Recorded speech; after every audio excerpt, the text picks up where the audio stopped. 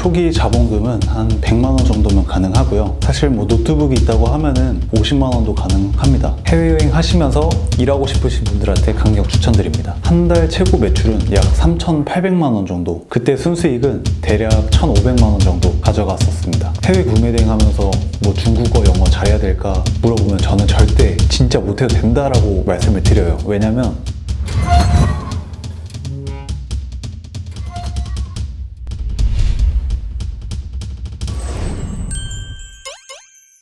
안녕하세요. 저는 해외 구매 대행 쇼핑몰 창업가 훗날 김상욱이라고 합니다. 제가 하고 있는 해외 구매 대행 쇼핑몰은요, 해외에 있는 제품을 이제 국내 오픈마켓에 올려서 판매하는 방식인데요, 재고로 두고 판매하는 방식이 아니라 예를 들어서 아마존이나 중국 타오바오에 있는 물건들을 이제 국내 오픈마켓에 올린 다음에 판매를 하고 있는 일입니다. 한 달 평균 매출은 1,300에서 1,500 정도, 순이익으로 쳤을 때는 430에서 뭐 450만 원 이렇게 가져가고 있었더라고요. 한 달 최고 매출은 약 3,800만 원 정도, 그때 순수익은 대략 1,500만 원 정도 가져갔었습니다. 일단은 아침에 일어나서 컴퓨터를 켜고요, 내가 어떤 상품을 판매를 할 건지 리스트업이라고 해서 하나하나 타오바오 사이트 들어가서 정리를 해놓은 다음에 상품명을 조금씩 가공을 해놓고 내가 이거 배송대행지 비용은 얼마가 나갈지 유추를 해두고, 그렇게 50에서 100가지의 상품을 추린 다음에 이제 프로그램을 들어가서 내가 이 상품들을 업로드하는 거죠. 그렇게 한 다음 주문이 들어온 게 있으면은 주문 처리도 하고요. 네, 많은 분들이 좀 걱정하시는 부분인데, 사실 해외 구매 대행 하면서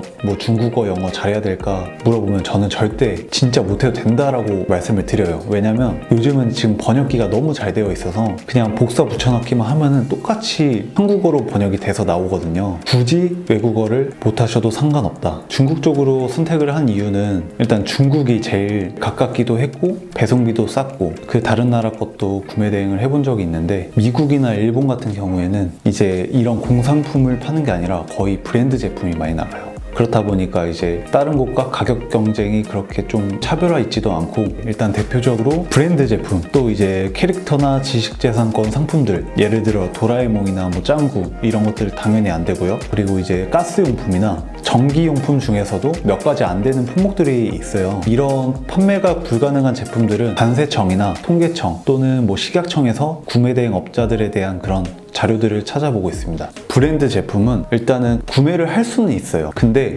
이제 관세청이 들어왔을 때 그때 한번 적발이 되면은 바로 폐기가 되거든요. 이건 가품이다 하고 그냥 잘려요. 또 문제가 되는 게 샤오미나 좀 화웨이 이런 좀 대기업 제품들은 사실 어떻게 보면은 그 제품들을 다루는 지점들이 있어요. 거래를 하는 지점들이. 만약에 개인 업체가 샤오미 제품을 들고 와서 판매를 한다 이러면은 그 중간 유통상들이 저한테 내용 증명 한 통 보내고 내리라고 할 수 있겠죠. 주문이 들어왔을 때 중국 사이트에서 결제를 하고 국내까지 오면 편한데 그렇게가 안 되거든요. 그래서 중국 현지에 있는 배송 대행지 업체의 도움을 받아서 국내까지 들여와야 합니다. 거기서 대신 이제 물건을 받아주고, 이 물건이 내가 시켰던 물건이 맞는지, 뭐 제품이 정상적으로 작동이 되는지 이런 것도 검수한 다음에 국내로 보내주는 역할을 해줘요. 좋은 배송 대행지를 선택하는 방법은 이 사람들과의 소통, 이게 좀 빨라야 되고요. 또 가격적인 면이라든지, 저는 현재 그 배송을 부탁해라는 배송 대행지를 쓰고 있고요. 그 배송 대행지에서 쓰는 비용은 사실 내가 어떤 제품을 가지고 오느냐에 따라서 다 다른데, 최저가는 거의 한 5,000원부터 최대로는 한 50만 원도 썼던 것 같아요. 그 갑작스럽게 요즘 뭐 중국 봉쇄라든지 중국 춘절 연휴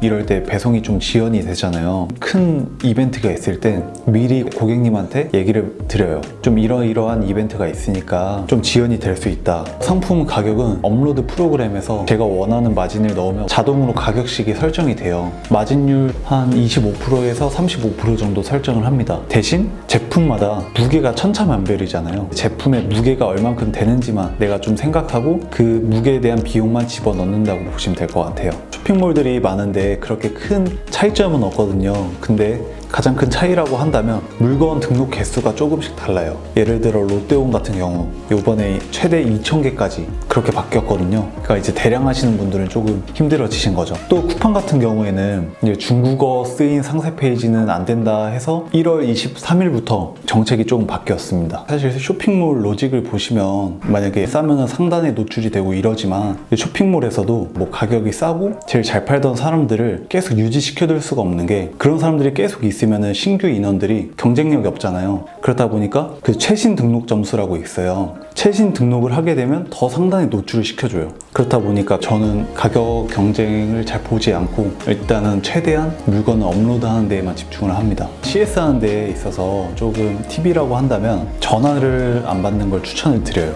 왜냐면 전화를 받게 되면 일단 그분으로 인해서 무조건 30분에서 1시간은 그냥 시간이 흘러갈 거거든요. 그래서 저는 웬만하면 텍스트로 받자 해서 카카오톡 채널이나 문자로 좀 돌려서 받습니다. 그래야 이제 CS 하시는 분도 좀 화를 좀 삭히시고 보내시는 경우가 많거든요. 주문이 들어오게 되면은 제가 고객님한테 문자를 한 통을 보내요. 고객님의 통관 부호를 받아야만 그 제품을 구매를 할 수가 있거든요. 제가 통관 부호 문자를 보낼 때 고객님들이 뭐 그냥 떡하니 통관 부호 달라고 하면 잘 모르시잖아요. 그렇다 보니까 제가 링크를 하나 보내드려요. 관세청 홈페이지를 보내드리고 거기에 이제 개인 성함하고 연락처만 보내주시면 바로 번호 나오니까 가끔 문자를 보고 보이스피싱인 줄 알고 그냥 대답도 안 하시는 분들이 좀 계시긴 해요. 제가 2번까지 보내고 만약에 그래도 계속 답장이 없다 하면은 전화를 합니다.